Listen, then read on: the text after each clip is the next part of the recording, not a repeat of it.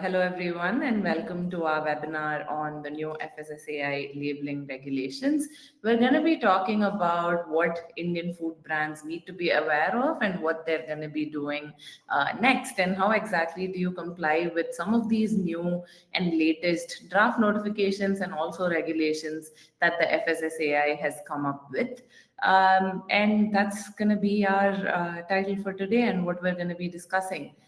As for your speakers, we have Rajiv here, who's going to be our expert, who's going to be taking us through a lot of these regulations. My name is Shruti. I'm going to be your host for today, and I head the content and creative team here within Artwork Flow by ESCO.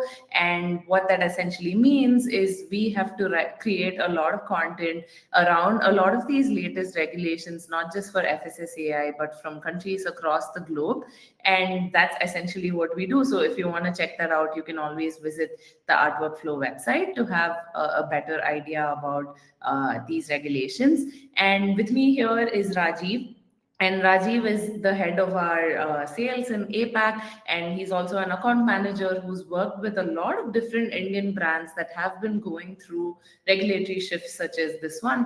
Rajiv, would you like to introduce yourself first before we start? Yeah, hi, Shruti. First of all, I would like to thank you for having me here. When I first heard about the topic, it really yes, as it is one of the most important aspects of packaging label when you talk about compliances.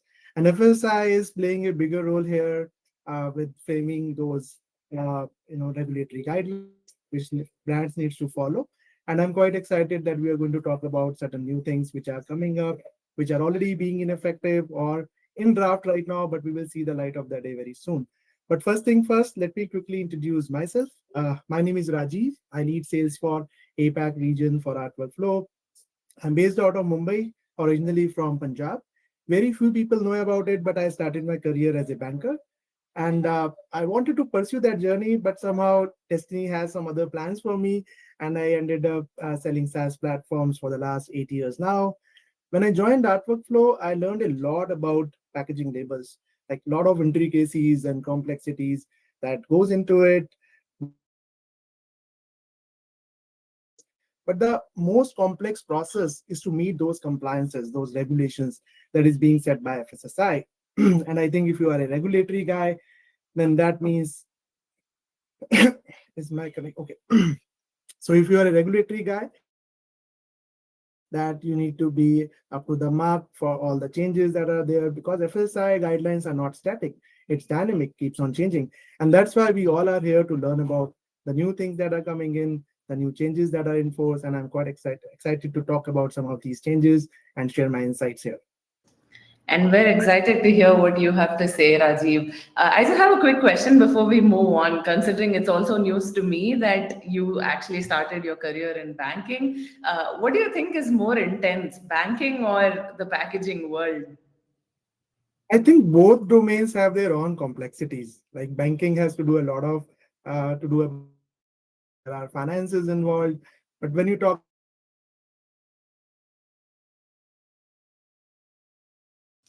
Oh, I think we've lost Rajiv there for a second. But while Rajiv figures that out, I can get some basic housekeeping things out of the way. I do see one comment on chat saying that you're only able to hear the background music. Could you please maybe check your connection again? And that might help you figure it out because I do have the other moderators in chat telling us that everything's fine. But overall, for the rest of the audience here as well, there is a chat box that you see on your screen. Feel free to use it, interact with your fellow attendees here. We have quite a lot of people from different brands in here, so maybe introduce yourself, tell us which brand you work with, where you're from in India, or and all of that. And we have some of our colleagues as well in the chat who will be interacting with you if you need any help. And also, Rajiv, I see that you're back. I just wanted to get some housekeeping out of the way. But yes, do go ahead. I know you said both are equally intense. Yeah, I'm so sorry. There was a network issue at my side. But yeah, both are both have different set of complexities. Like when you talk about banking, it is more related to the finances, to the money matters. But when you talk about packaging label, it is more about compliances that you have to follow. So I think right now when I'm sitting and I'm just seeing the entire approval process, I'm part of that entire process. I can see it is more complex to kind of release a packaging label in the market. Got it. Yes, that's actually interesting that packaging can be as intense as banking. So that's going to make for an interesting webinar, I think. And speaking of, this is going to be our agenda for today. So we're going to be talking about what exactly has changed with the FSSAI, what are the implications, why does it matter now, and finally, because we have Rajiv, who's closely worked with brands that have had to implement, efficient label updates, we are also going to look at some of the strategies and some of the software also that you can use in order to make this a little easier for you overall. And before we start, there's actually going to be a quick poll that we're going to launch. You'll see it on your screens in a few seconds. But out of curiosity, we just want to know if you are aware of the new FSSAI rules. Not all of them are rules, some of them are still draft notifications. Even if you know one of them, just mark it as yes. And this is just out of curiosity, and I would like to know exactly where all of you stand as well. So let me pull up the results on my screen. We have 76% of the people who've said that they are aware, and the number is declining a little. Oh, they're unaware. Sorry, I got that wrong, which is surprising, but also it's good news because that's why Rajiv and I are here today, so that we can kind of talk about some of these new rules and draft notifications, so that we can all be better prepared for when these rules actually come to pass. So that was just a quick pause there for us to get the pulse on how the audience is feeling.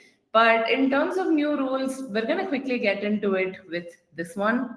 I'm sure some of you might have seen it in the news already because this is not a draft notification. I believe this one has been passed already. But this rule is around 100% claims on your label. So, as you see on the image on the right hand side here, if you sell fruit juice, you're no longer allowed to claim that it's 100% fruit juice unless it literally is 100% juice with no inorganic components, right? And that's because some of these vague claims can mislead your customers.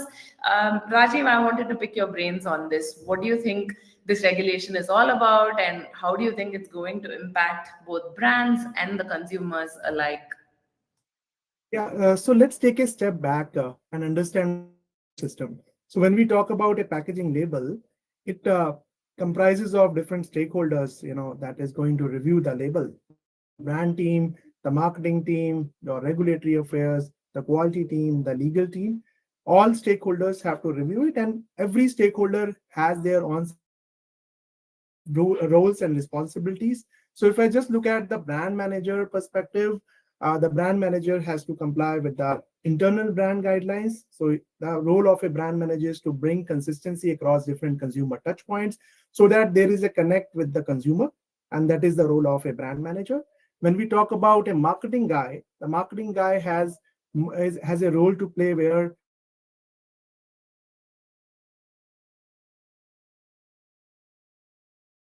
uh, Rajiv, are you still with us? yeah, I can hear you. Can you hear me? Yeah, we can hear you all right.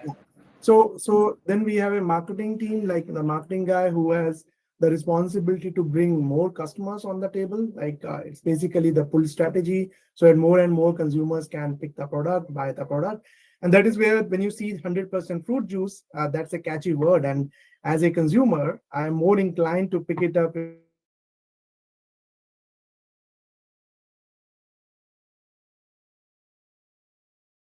fruit juice. You're back. We can hear you again. Okay. Okay, so maybe I'm so lazy to kind of turn around my product and see the ingredient list. But if it is something which is says 100% fruit juice, I'm more inclined to pick it up. So that is the role of a marketing guy. But when you see from the lens of a regulatory guy, uh, the regulatory guy has a job to verify these content to ensure that these are in compliance with the regulatory guidelines, the FSI compliances. And I think when FSI says that we need to ban 100% claims, it is the right step. It's a welcome step because you need to safeguard the interest of your consumers. And if I'm just kind of seeing 100% fruit juice, it's like a breach of trust, I believe, because brands build on trust. And if I'm just if I can't verify my claims with the data, as a brand I should not put these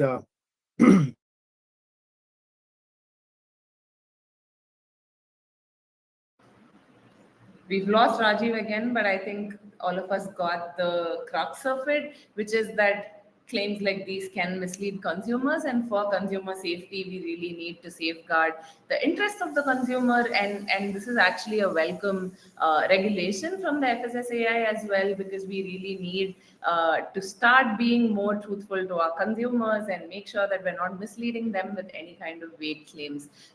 So that's definitely a very good point from Rajiv as well. And this is a very welcome change from the FSSAI ultimately. This is something that's already passed, and I'm sure some of the brands in the audience who do put out beverages or any kind of 100% claims on their packaging are aware of it. And this is something that a lot of brands have started. Being acknowledging and also keeping it off of their labels so far. So thank you, Rajiv, for that. And I see that you're back. It's kind of funny to me because I really think internet connectivity issues, that's something that happens a lot. And that's really what a packaging workflow problem feels like ultimately, where someone's trying really hard to say something, but things just don't come to pass.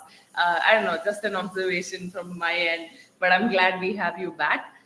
In terms of the next regulation, this is again, while we have you here, Rajiv, this is something a lot of countries around the world are implementing or have implemented already. Like the FDA is also considering front of pack labeling regulations. There are a lot of countries like Australia, New Zealand, Canada, they all have their own versions of front of pack labeling as well. So, what exactly is going on with India, Rajiv? Because I know that this is something that's been out since 2022, except it's not been passed yet. It's still a draft notification. So, what exactly is going on here with front of pack labeling rules in India?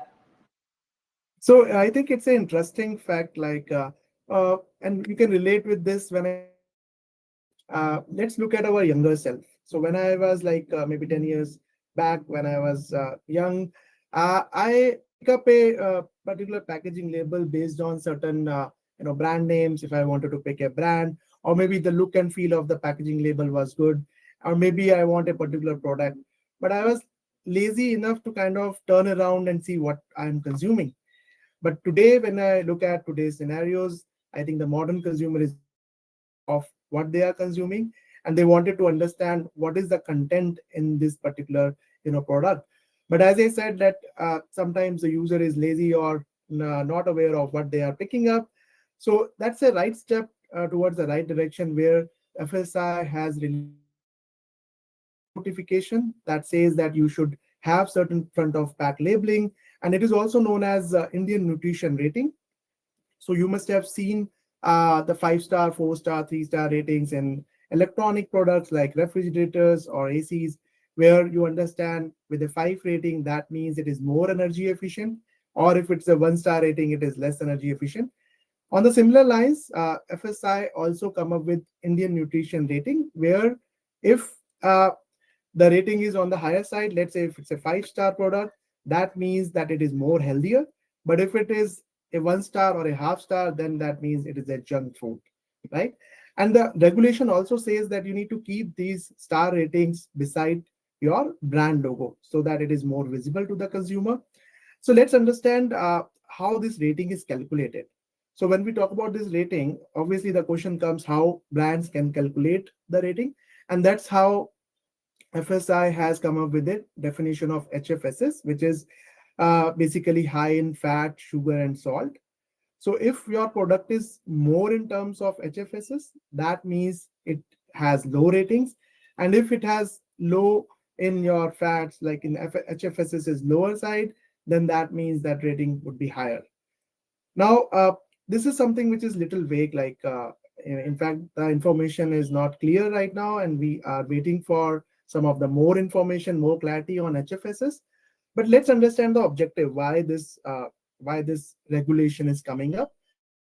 So the FSI has a objective of discouraging users to consume junk products you see that okay, it is a 1 star rating, then you are maybe you discourage yourself to pick that up. You take an informed decision that that's why I just look at the rating. If it's a 5 star, I can pick this up and I can have those products. So this is the right step where, as you see nowadays, there are a lot of lifestyle diseases like hypertension, heart diseases. Consumer will be more aware of what they are consuming, what they are picking up, and I think it is a responsibility of the brand also to clearly state consumers are not kind of inclined towards turning it around and looking at the ingredient list. I think it's a good approach where FSI is in sync with those modern thought process of the modern consumer, where we all wanted to be healthier. A lot of different wellness programs are going on. So I think it is in sync with this here. No, that's very fair about people wanting to be healthier now. I'm definitely in that bucket as well, where I'm constantly looking for foods that are high in protein, low in fat, and high in whatever, and all of that. So it's going to be interesting to see what system of front of pack labeling we're ultimately going to choose. I do think the health star rating works. If I'm not wrong, Australia and New Zealand also have health star ratings. But also, for people like me who are not very good at reading nutrition labels, sometimes if you just come out and say high in fat in big bold letters, like that would probably sink in a lot better than a star rating. And yeah, like let me know in the comments in the chat section here if any of you agree with that, or if you think the health star rating actually does work for you. Like just your thoughts. We'd love to hear what those of you in the audience think of this. But in the meantime, yeah, there is a lot of debate around this front of pack labeling as well. From what I've read up ahead of this webinar, apparently there are some organizations that are also calling for not including a star rating and instead just coming out, like I said, right?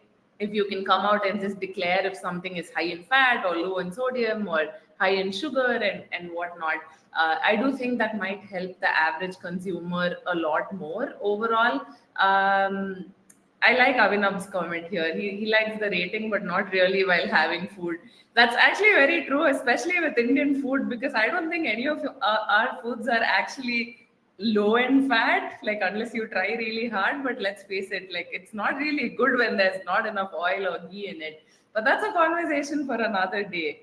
But moving on, the next regulation is slightly less depressing than talking about healthy foods and healthy alternatives for Indian food. This is actually another welcome piece of news around plastic packaging. Rajiv, can you take us through this as well?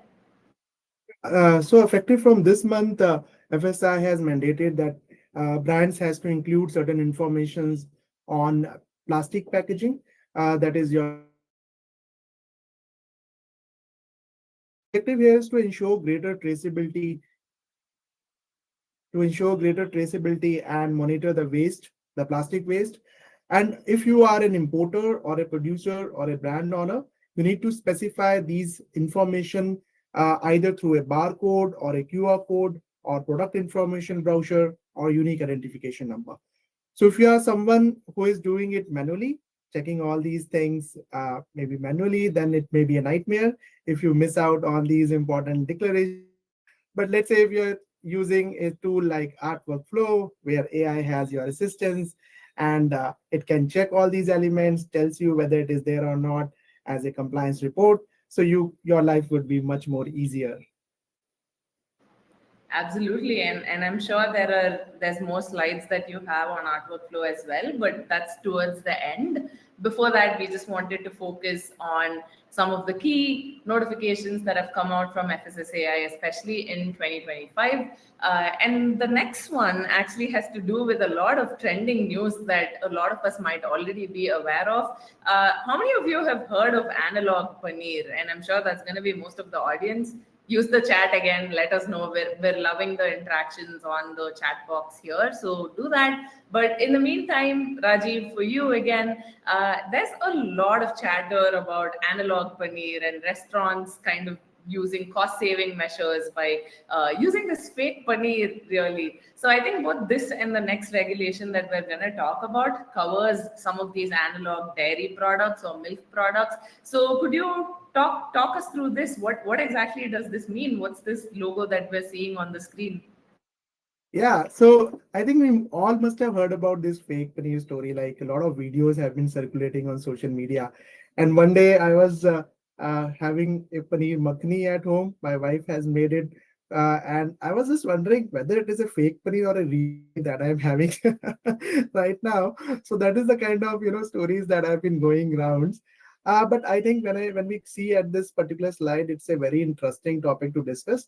And if you see the logo out there, it's a milk logo with the white drop and there's a blue square. So this is something, the objective here is to kind of clearly differentiate between a dairy product or a non-dairy product. So like we always kind of heard about alternatives of dairy, like there are plant-based milk alternatives, there are soy milk, almond milk. So we are living in a new age where it's not only dairy products that looks like a dairy product, it may be a non-dairy product also.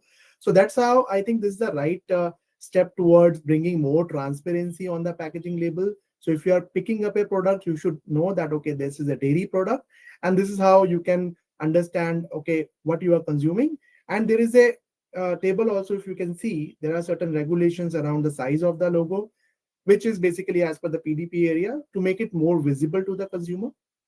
And when we talk about the analog paneer, if you go to the next slide, there are a lot of different products in the market in the new age. Like I said, we have plant-based alternatives. So if you have some ingredients, which is, let's say in my product, it is vegetable oil. It's a plant-based product. There is a vegetable oil ingredients. So I need to kind of mention as a regulatory guideline.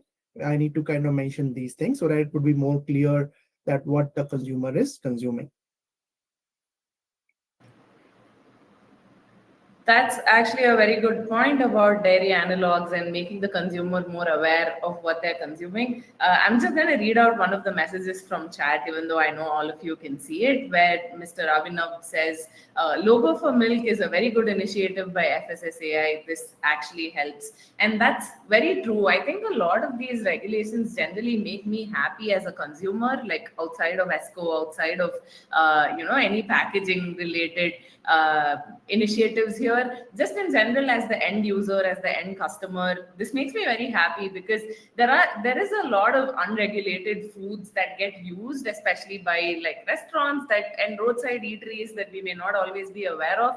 And better regulations is actually gonna help us out overall. I do see some questions coming in on chat. There is a questions box as well where you can start adding your questions already as we near the end of the webinar. And overall, there's also a Q&A section that we have towards the end of the webinar, so we will cover all of them by then. So moving on, you've been talking a lot about these specific compliance rules, Rajiv, but obviously you've worked with brands outside of India as well in Asia Pacific who've had to deal with a lot of regulatory changes and who've had to implement changes such as these, regardless of whether the rule had passed or not. People who are gearing up to do that and brands who are gearing up to do that. Is there any advice that you have in terms of compliance challenges? How can you meet them? I know for a fact that you do, but could you help the audience out as well with regards to what are the common compliance challenges? Yeah, sure. So over the last couple of years, I have been working with brands like Reliance Retail, ITC, Wipro Consumer, the likes of Viva Foods, Haldirams, Have More, India Gate Basmati Rice. So what I have seen is that prior to implementing a digital solution like Flow, all of them have one thing in common is a manual process in place. So people are collaborating over emails, WhatsApp groups. So when you reach to a particular scale and you have multiple projects running, it becomes very difficult to manage the entire show on a manual in a manual as a manual process. So that's the biggest challenge that I have seen. That, like, let's say we are communicating over emails. I said as a regulatory guy, don't put 100% claim, as it is a new regulation. Your designer miss out. That means you have multiple attritions. The worst case scenario is that if your label is already there on the shelf, you have to recall that product because your designer has missed out on an important feedback that I have posted. One thing is that you are losing time, you are losing money, because if you are late on your product launches, you are losing your time, you are losing that opportunity to sell more products in the market. Ultimately, it kind of goes down to your uh, revenues, your profitability.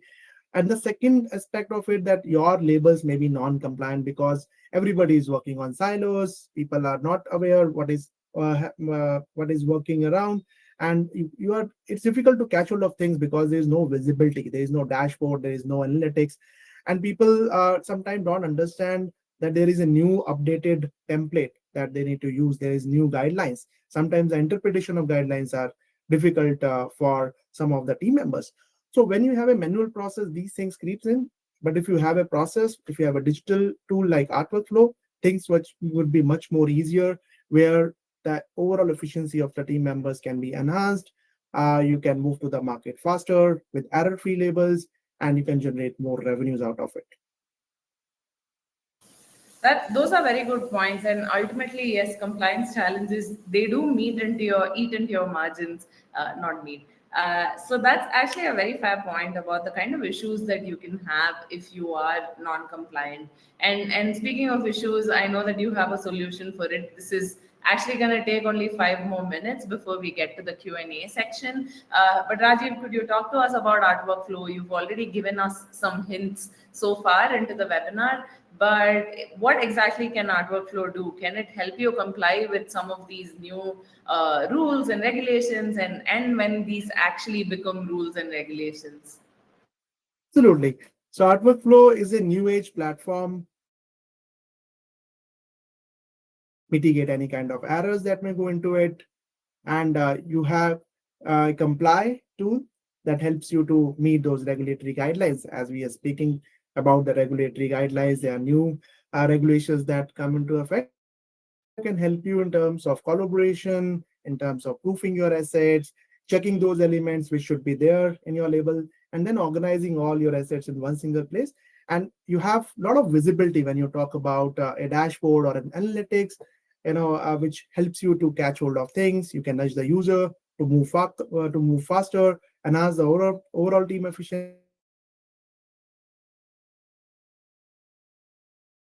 And when we talk about the comply tool, that will help you to adhere to the compliances and the guidelines. So what I will do, I will quickly run a demonstration. Not take much time since we are running short on time. But Shruti, if you can allow me to present my screen, I will show a quick demo of comply. Yes, you can go ahead. Absolutely. Thank you so much. I'm just going to share my screen. I hope my screen is visible to all of you. Yeah. So let me give you a quick background of comply capabilities that we have built on our workflow. So let's say there are certain regulations that you need to follow. You are a food and beverage brand. There are a lot of FSSAI guidelines that you need to meet. And if you miss out on certain important declarations, important claims, let's say like allergens, if you miss out on those allergens and your product is already on the shelf, that means it is non-compliant, and we have seen recalls happening with brands, which is a very costly affair. So to avoid these situations and to kind of have AI as your assistant, we have built a comply tool which helps you to give inputs to the AI. You can prompt AI that, okay, these are the rules and these are the regulations that we follow. And then comply will check all the elements on the label and it will give you a compliance report. It will give you a summary as well as a detailed report or whether your artwork or your label is compliant or not. So let me quickly show you how it works. So when you go to the comply, you can simply create rules for your labels. So these rules you can create manually or you can import a rule book. So I have already have a document in place where I have mentioned certain logos, my key messaging. There are new guidelines that I have added, ingredient list, manufacturer address, license number. So this is a copy sheet that is already there with the brands. So if you can follow our template, there is a template that you have to save all these details in a document. You can simply import that document. I'm just importing this copy sheet and I'm saying that, okay, these are the inputs for my AI to kind of run those rules. So within the fraction of seconds, the system will generate those rule books. You can see all these elements that I mentioned on the in the document. It also replicated here, like these are the key messaging, these are the new guidelines. So I don't want 100% juice. So that I'm saying this should not be there in my label. So all these rules you can set, as you can see on the left hand side also, there are text rules where you can enable a spell checker. You can enable those kind of declarations, your claims, your font families. Then you have visual rules where you can upload your logos. So I have uploaded this logo. I can upload the images of the product. We have regulatory rules, which includes your barcodes and tables. And then we have logical rules. So you can simply define these. And once your label is ready for the review, you can simply run a quick check. I am uploading a artwork. This is the label that I am working upon. I am uploading it. So the AI will take 30 seconds to run the compliance on my label, and it will give me a summary saying that, okay, whether my label is compliant or non-compliant, and it will also give me the entire report of the compliance. And I can simply see the magic is going on. It will take, I think, another 5-10 seconds to give me the entire summary. So yeah, so you can see this summary that there are 5 checks failed, 3 checks passed, and this is poor compliance, right? And when I look at this compliance report, I can see there is key messaging. I don't have rich in vitamin D. I think the designer has put rich in vitamin C here, but I wanted vitamin D. And this is the new guideline where I don't want 100% juice, since the new regulation says that you should not use 100% unless and until you have data that you can verify it. So this is something which is an error, and I can go back to my designer, tell her that this is not the right claim, so you need to kind of remove it. And these are other things like which you can see whether it is passed or failed. There is a close match in my license number also, which I can see. So it should be 2-4, but the designer has put 3-4 here. So all these things actually make it more easier for the regulatory team to meet the compliances. Your life is much more easier if you have an AI. So people say that AI is a buzzword, but I say that, okay, if AI is there, you have more free time, and you can focus on the core things that you wanted to do, and you can leave some of the things to the AI to do. So that's a quick demo that I wanted to show you. But happy to maybe meet you guys whenever you get time. You can reach out to us, and you can book for us for for a demo. And I would love to kind of come back and show the demo in a more detailed manner. Thank you so much for that demo, Rajiv. I think that was very helpful to also see how Comply can help with some of these regulations as well. And speaking of, I'm going to start the Q&A because we are a little short on time. So I'm going to try and prioritize maybe 2-3 questions. The very first one, since you just showed us Comply as well. So this one is around how does compliance check, how is the compliance check performed in Art Workflow? Can you just name a regulation, or do you have to build a rule book? So I know there is an answer to this, but I'm going to let you take that, Rajiv. So what we do is like we help you create your own custom rules, right? So just take an example of Chat GTP. So when you go to Chat GTP, you need to give a prompt to the AI. And when you give a prompt to the AI will give you results. Those outcomes you can see, and then you can take decision. Similarly, when you talk about comply, you need to set your own compliances. It's a custom rule book that you can create. And then as per the rules that you have mentioned, that is basically an input for the comply. I take those as inputs, run those compliance check on the label, and gives you a compliance report. So you can define your rules based on the text, based on the visuals, your logos, your regulatory frameworks like barcodes, or any kind of rules that is kind of making your life easier. And you can see if these rules are being met or not. Amazing. Yes. Thank you so much for answering that. I hope that that answered your question as well, Afrin, in the Q&A section. There's one more question that was already answered by another one of the attendees, but just to reiterate, the question was, is the dairy logo in action? And if not, when can we expect it to become official? As the Braze in the chat section had already replied, this is something that the FSSAI is still inviting comments on. So it's not official yet, But I'm assuming in the next few months we should be hearing more about this, especially with all the hoopla around the analog paneer stuff. So I think there's a lot of public outrage as well. So just to answer that, a regulation like this should be passed pretty soon. Moving on, let me look for more questions here. By the way, we're almost at the end of the webinar. I will try to prioritize as many of these questions as I can.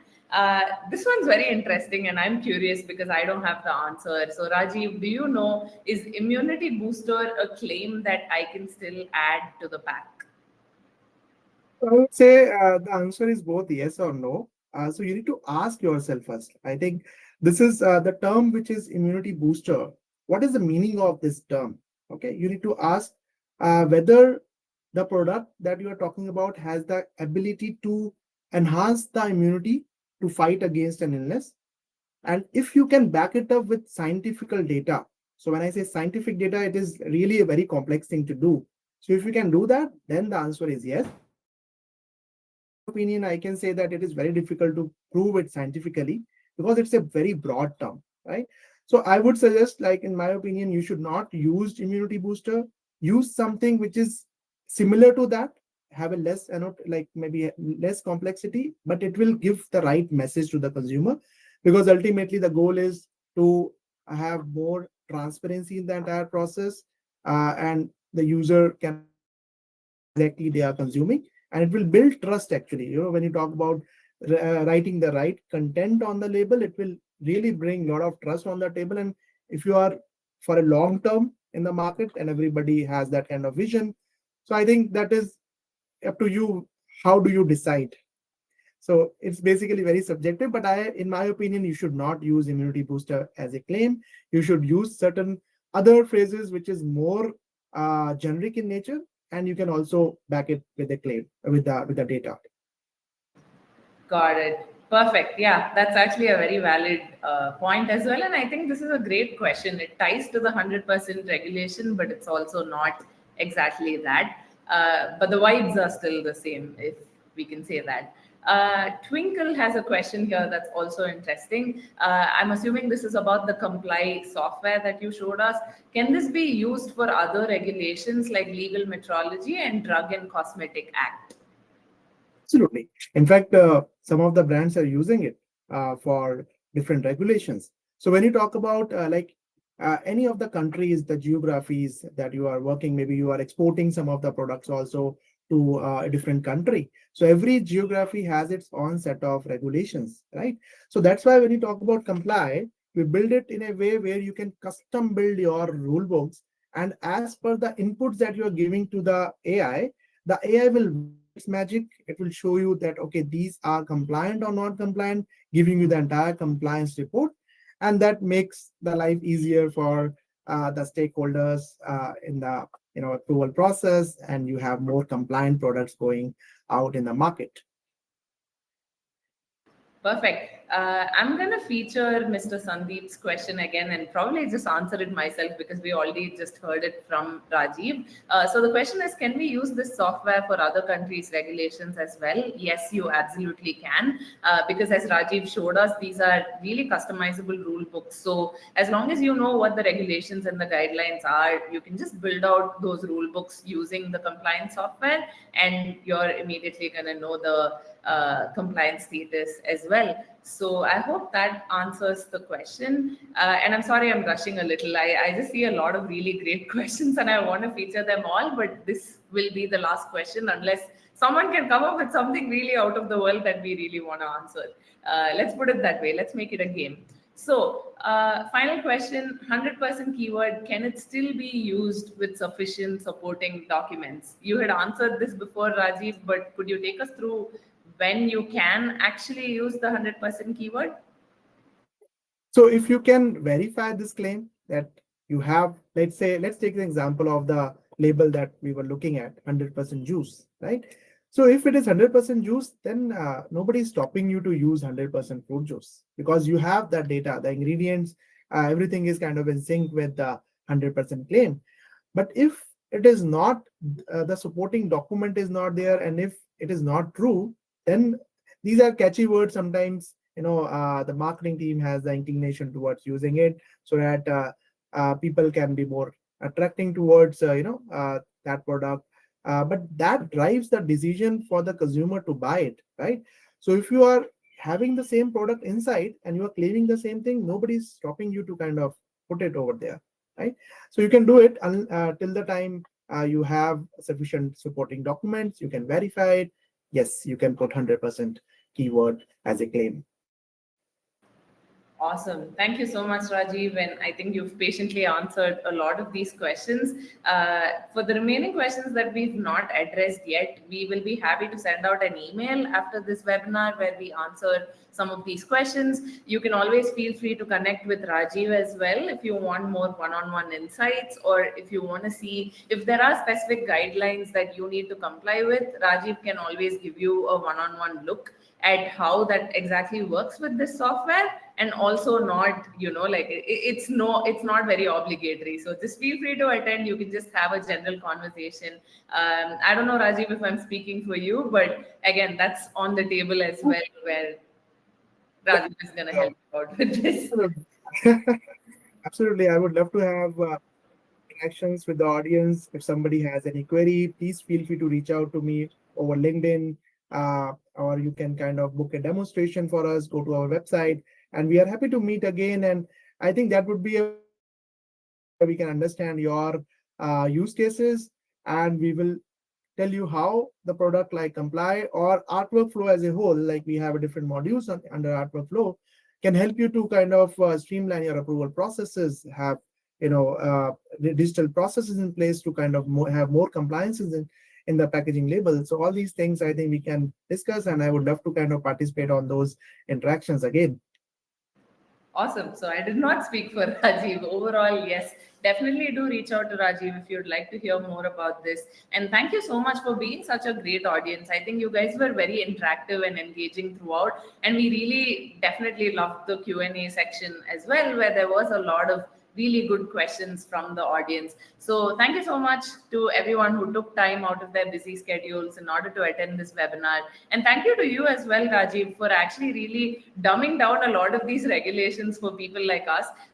And I think that really helps us kind of understand what's upcoming, what is something we need to prepare for. There were a lot of regulations that are not exactly regulations yet, they're still drafts, but they are going to come into action very soon. And I think the becoming a strong brand, the main indication of that is to just preparing for a lot of these new compliance challenges. So I think you put a lot of those out very clearly for us. So thank you so much, Rajiv, and thanks everyone.